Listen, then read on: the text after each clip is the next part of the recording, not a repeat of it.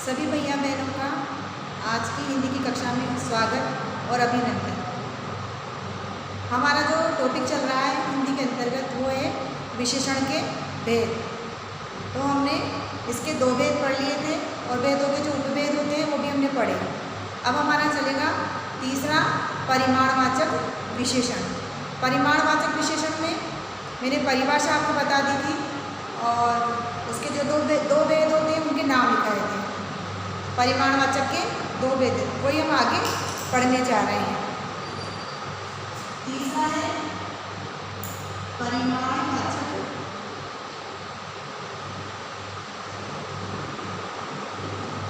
विशेषण। इसके हमने पढ़े दो भेद मैंने आपको बताए थे। निश्चित परिमाणवाचक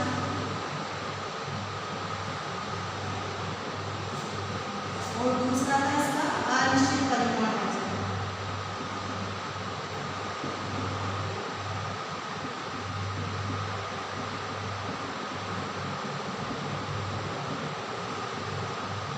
ये दो भेद मैंने आपको बताया।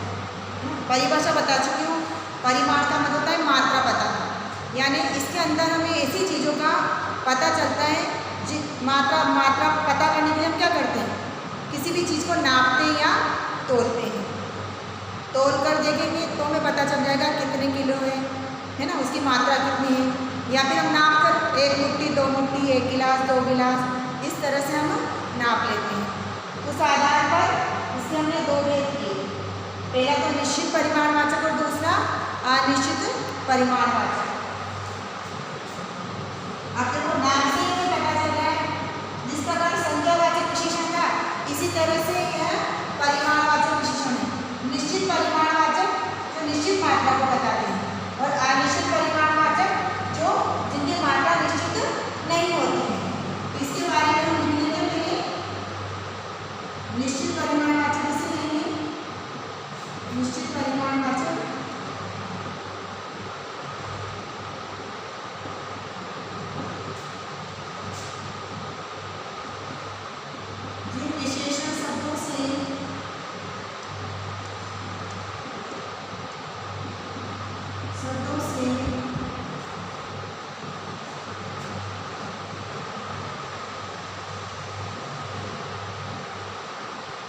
किसी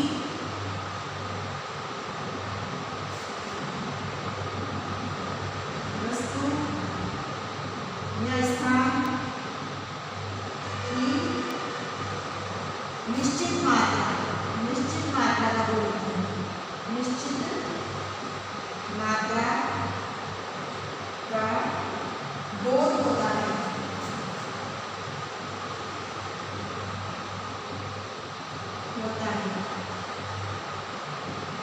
उसे निश्चित परिमाणवाचक विशेषण बोलते हैं। परिमाणवाचक विशेषण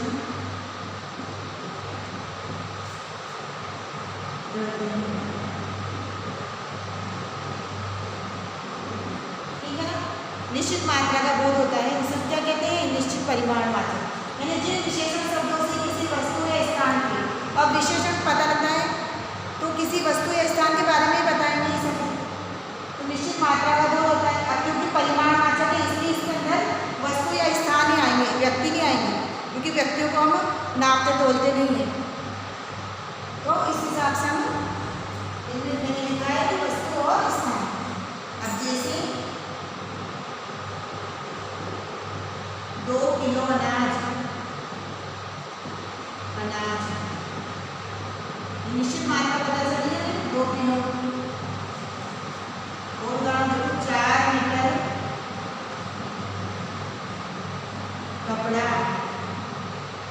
कपड़ा लेने जाते हैं तो अगर हमें कटवाना होता है थान में से तो नापा जाता है उसको। एक मीटर होता है, उससे नाप करके हमें कपड़ा दिया जाता है, इसको नापा जाता है। 3 बीघा जमीन जमीन को भी नापते हैं ना। आप जो खेती बाड़ी वाले हैं उनको तो अच्छे से पता होगा कि कितने बीघा खेत है। हम भाई ना आपके 1 बीघा के 2 बीघा के 3 बीघा, किसी के पास नहीं भी है, पर जिनके पास है, जो किसान लोगों के बच्चे हैं वो तो सब जानते हैं। और नहीं भी है तो बीघा का मतलब एक बीघा एक माप होता है, बीघा एक माप होता है। जैसे मीटर नापता है, मीटर से भी नापते हैं, इससे भी नापते हैं, पर मात्रा पता चल जाती है। इसी प्रकार से वो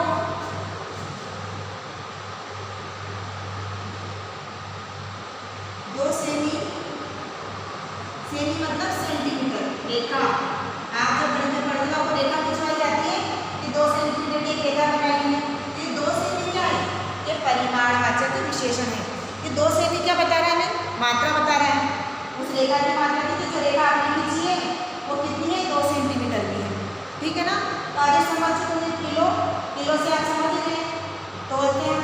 इसके अलावा जैसे मैंने आपसे बोला था 1 मुट्ठी अनाज, 2 मुट्ठी अनाज, तो नापते हैं ना अपन। 1 कटोरी चावल, कोई चीज़ बनाते हैं तो अपन नाप से डालते हैं, है ना। कुछ अंदाजे से डालते हैं तो फिर वो 1 मुट्ठी 2 मुट्ठी तो मुट्ठी से नापते हैं। तो ये भी नाप ही एक प्रकार का है ना। तो आप लिख लो इसमें 2 गिलास पानी में, 2 गिलास पानी, कुछ भी लिख सकते हो। मेन तो विशेषण तो ये है, गिलास पानी।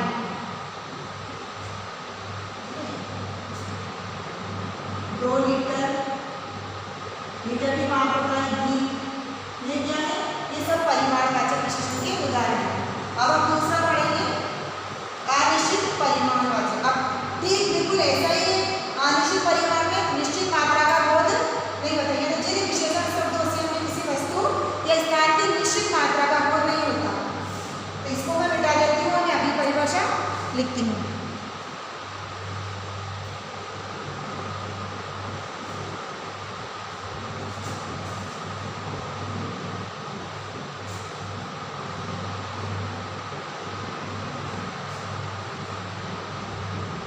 दूसरा इसका है अनिश्चित परिमाणवाचक।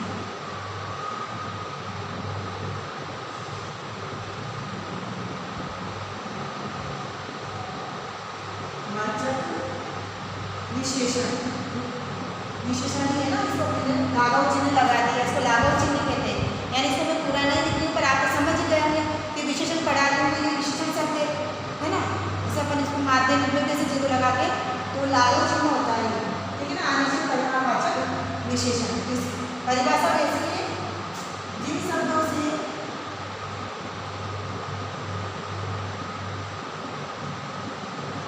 हमें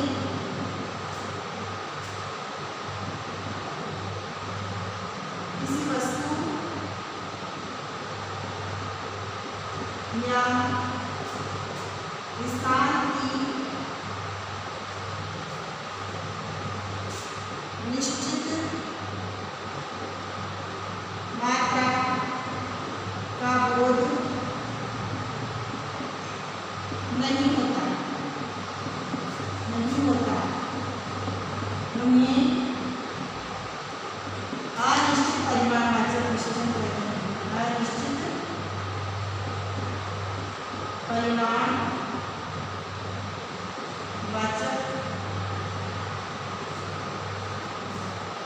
विशेषण कहते हैं, विशेषण कहते हैं। ठीक इसके विपरीत है, यानी निश्चित मात्रा का बोध नहीं होगा तो अनिश्चित परिमाणवाचक। अब इसके उदाहरण क्या हो सकते हैं? देखो इसके उदाहरण, इससे तो फिक्स पता चल रहा था। इसके जो उदाहरण है उसमें हमें निश्चित मात्रा का बोध नहीं होगा।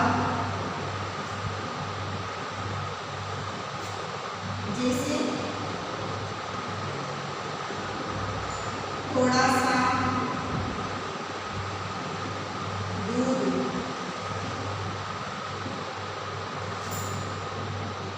1-2 कप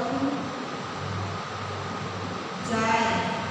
और इसमें निश्चित मात्रा का बोध नहीं हो रहा है कि कितनी चाय। आपकी मम्मी ने आपको काम बताया और कहा कि जा 1-2 कप चाय बनाना, तो अब आप सोचोगे 1 बनाओ या 2 बनाओ या 3 बनाओ, यानी निश्चित मात्रा का हमें पता नहीं चल रहा है। तो ये थोड़ा सा दूध, अब थोड़ा सा दूध कितना, कि आधा कप कि 1 कप, अगर ऐसे कहते तो पता लग जाता है ना कि थोड़ा सा दूध लेके आना गिलास में। अब कितना लाना है, गिलास को कितना भर के लाना है, ये निश्चित मात्रा पता नहीं चल रही है। तो ये जो थोड़ा सा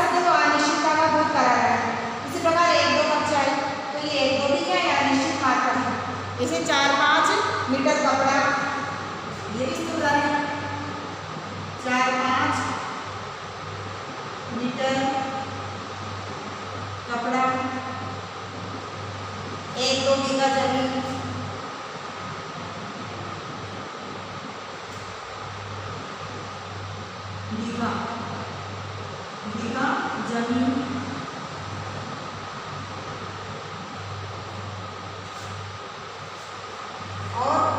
और क्या हो सकते हैं आप बताइए।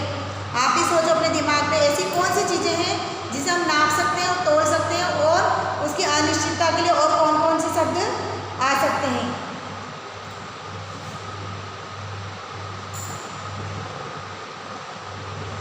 बहुत वर्षा, कम वर्षा भी हो सकता है ना। आज कैसी वर्षा हुई, कम वर्षा को नापा जाता है। आपने देखा होगा कितने सेंटीमीटर वर्षा हुई, आपने कभी अखबार में पढ़ा हो कि झालावाड़ में तो इतनी वर्षा हुई है, और उसको सेंटीमीटर में नापा जाता है ना। वर्षा को भी मापा जाता है, तो ये क्या है, माप है। अब थोड़ी बहुत, थोड़ी सी वर्षा है ना, अगर फिक्स बता देते हैं तो फिर वो निश्चित परिमाण का उदाहरण हो जाएगा। लेकिन अगर बहुत वर्षा या कम वर्षा हुई है, हमारे जिले में तो बहुत कम वर्षा हुई है ना, तो वो क्या हो गया, बहुत कम ही क्या हो गया, विशेषण हो गया। कौन सा हुआ, अनिश्चित परिमाणवाचक हो गया। देखो यहाँ थोड़ा सा 1 2 का बचा है, 4 5 जहाँ 2 संख्या दे देते हैं, और पीछे जो मीटर नाप तोल लिखा होता है, पीछे मीटर लिखना है। इसमें संख्या तो देखो उसमें भी आती है, संख्यावाचक में भी, और उसमें वो जो चीज़ें होती हैं उनको गिन सकते हैं, जैसे पंखों को गिन सकते हैं, टेबल को गिन सकते हैं, मकान को गिन सकते हैं, तो वो संख्यावाचक विशेषण के उदाहरण होंगे। लेकिन जिनको नापा या तोला जाता है वो चीज़ें अगर होगी है ना, 2 किलो, 1 2 किलो आम है ना, तो ये क्या है, 4 5 आम, ये सब क्या है, अनिश्चित परिमाणवाचक। नापा तोला तो जा रहा है उनको, लेकिन इनको कैसे तोल कर लेते हैं ना, मन तोल करके, अनिश्चित परिमाण। जिन चीज़ों को नापा तोल के लिया जाता है, नाप के लिया जाता है, वो सब अनिश्चित परिमाणवाचक के ही उदाहरण होते हैं।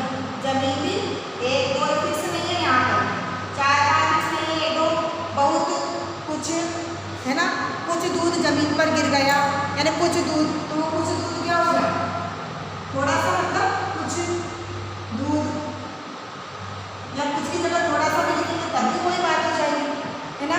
थोड़ी सी चाय मेरे लिए भी लेना, तो मैंने यहाँ लिख दिया थोड़ी सी चाय। अब थोड़ी सी आगे इधर चाय, थोड़ी सी चाय की जगह सब्जी भी हो सकती है कि थोड़ी सी सब्जी और रख दो। हम इसे बातचीत में इन शब्दों का प्रयोग करते हैं, लेकिन हम बस यही नहीं जानते कि हम क्या चीज़ बोल रहे हैं, ये परिमाणवाचक विशेषण है कि क्या है। तो अब हम जब इनको जान जाते हैं तो हमें ये, जब घरेलू जीवन में कितनी बार इन शब्दों का प्रयोग भी करते हैं, पर हमें जानकारी भी होना चाहिए कि हम किस शब्दों का प्रयोग कर रहे हैं। भाषा के अंतर्गत तो ये सब आते हैं, पर हम कहाँ क्या बोल रहे हैं ये हमें पता होना चाहिए। तो ये क्या है, ये सब ऐसे शब्द क्या कहलाएंगे, अनिश्चित परिमाणवाचक विशेषण कहलाएंगे। इसके बाद चौथे नंबर का आता है सार्वनामिक विशेषण, उसको भी लिखिए। अगला चौथे नंबर का क्या होगा, सार्वनामिक विशेषण।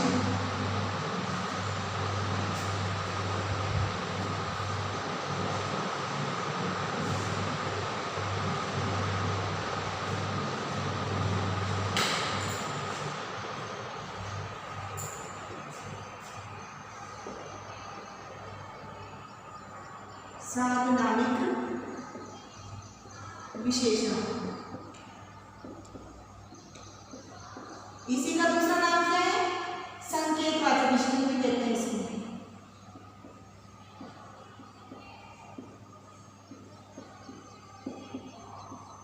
विशेषण, अब परिभाषा क्या होगी, जब सर्वनाम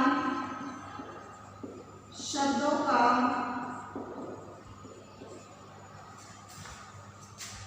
प्रयोग संज्ञा की विशेषता बताने के लिए किया जाता है,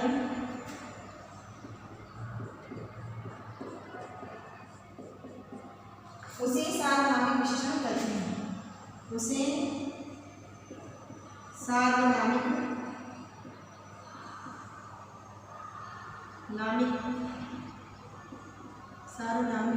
विशेषण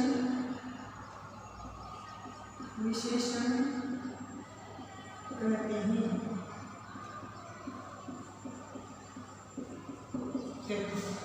किसे कहते हैं सार्वनामिक या संकेतवाचक?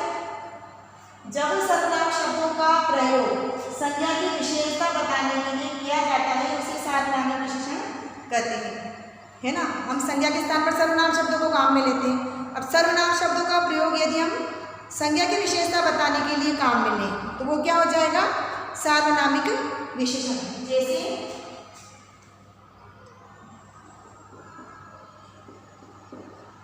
यह बालक, तो यह क्या हो गया? सार्वनामिक विशेषण हो गया। बालक की ओर संकेत कर रहा है यह बालक, तो यह शब्द क्या है? सार्वनामिक विशेषण होता है। कोई आदमी,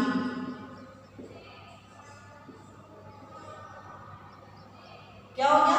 सार्वनामिक विशेषण। कुछ बच्चे, कुछ सर्वनाम है इसलिए बच्चे, कुछ बच्चे शोर करते हैं, कक्षा में कुछ बच्चे शोर करते हैं, तो कुछ बच्चे क्या है? वो सार्वनामिक विशेषण है। ठीक है।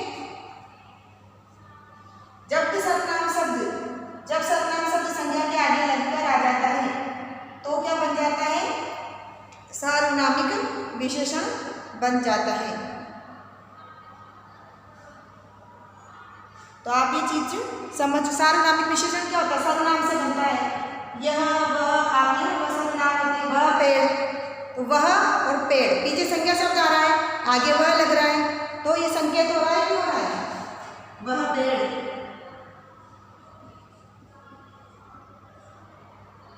वह बच्चा, ये सार्वनामिक विशेषण है।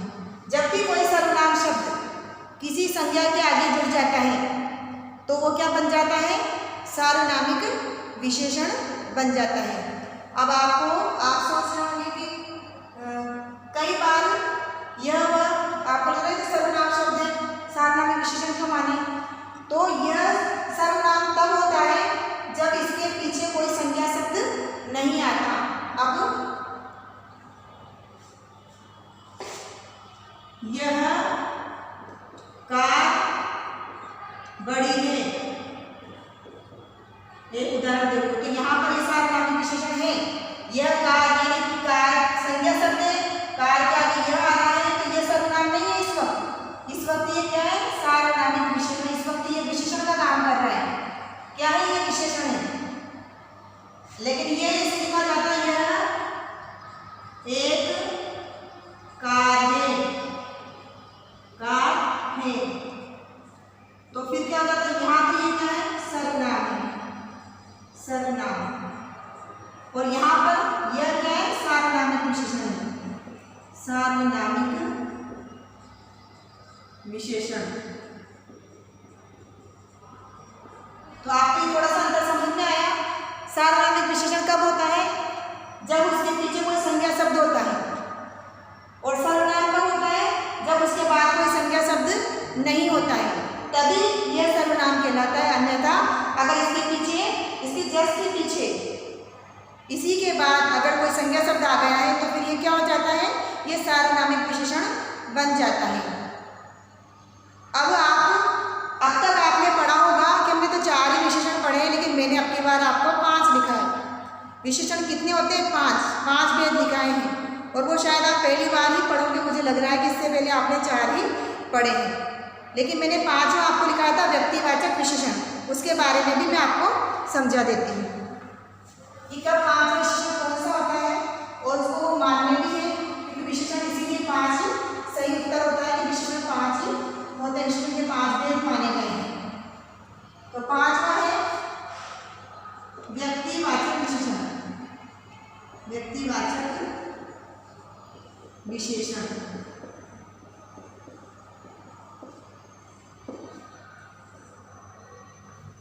अब व्यक्तिवाचक यानी व्यक्तिवाचक संज्ञा से बनेगा, ठीक है ना। व्यक्तिवाचक विशेषण तो लिखो, जब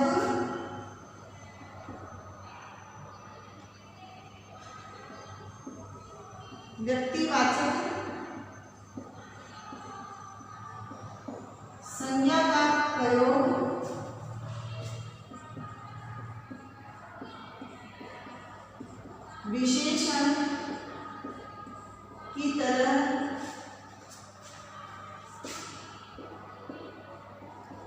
किया जाता है।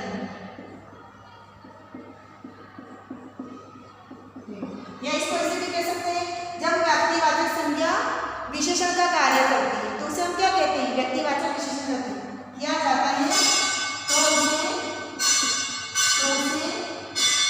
व्यक्तिवाचक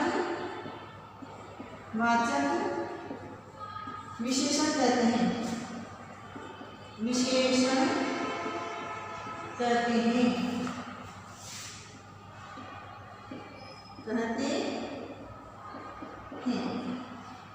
अब देखिए इसके उदाहरण में आपको समझाते हैं कैसे व्यक्तिवाचक संज्ञा विशेषण का कार्य करती है। देखो जयपुर, जैसे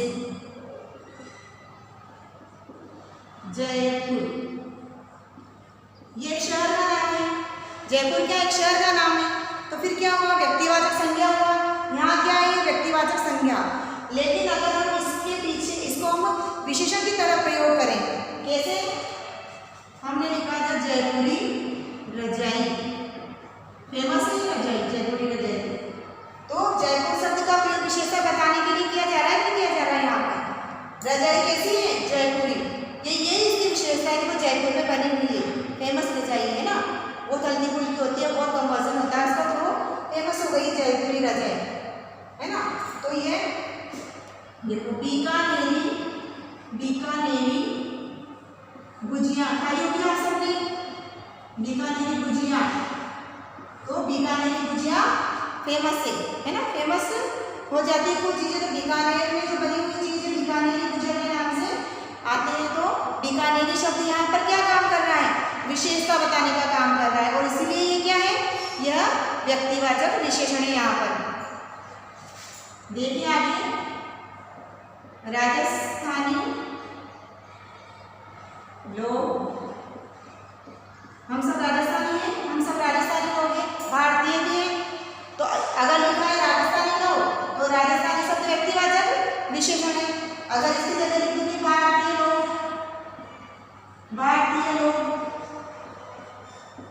तो पगड़ी पहनते हैं, आगे कुछ भी हो सकता है वाक्य को, पर हमें वाक्य नहीं लिखना, हमें तो सिर्फ विशेषण समझना है, व्यक्तिवाचक विशेषण, भारतीय लोग। और बहुत सी गुजराती ढोकले लिखिए, गुजराती ढोकले फेमस है। तो यह जब व्यक्तिवाचक संज्ञा, आपको समझ में आ गया व्यक्तिवाचक विशेषण कौन सा होगा, जब व्यक्तिवाचक संज्ञा का प्रयोग विशेषण की तरह किया जाता है उसे व्यक्तिवाचक विशेषण कहते हैं। जैसे जयपुरी रजाई, बीकानेरी गुजिया, राजस्थानी लोग, भारतीय लोग, गुजराती ढोकले आदि। ये तो उदाहरण है, और भी हो सकते हैं उदाहरण। ऐसे तो आप बहुत सारे आपके ध्यान में आएंगे कि वो है व्यक्तिवाचक संज्ञा को जब हम किसी की विशेषता बताने के लिए काम में लेने लगे, उसके पीछे कोई अन्य संज्ञा शब्द आ जाएगा, तो फिर वो क्या बन जाएगा, व्यक्तिवाचक विशेषण होगा। तो आज हमारे विशेषण पूरे हो गए हैं। आप उन्हें अच्छे से याद करना, समझना, सभी भेदों को अलग अलग से समझना अच्छे से, और इसके बाद हम अगला टॉपिक पढ़ेंगे क्रिया। तो आज की कक्षा में इतना ही, धन्यवाद।